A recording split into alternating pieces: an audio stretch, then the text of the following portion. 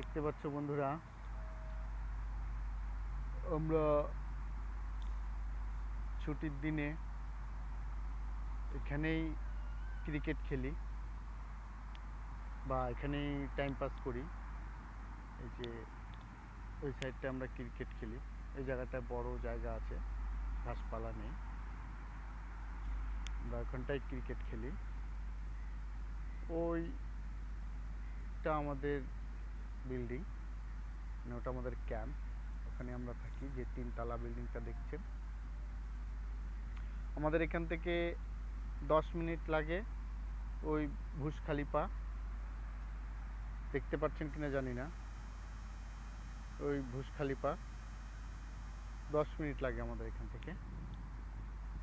তা এটা হচ্ছে ফাঁকা জায়গা, শুধু টাওয়ার থাকে।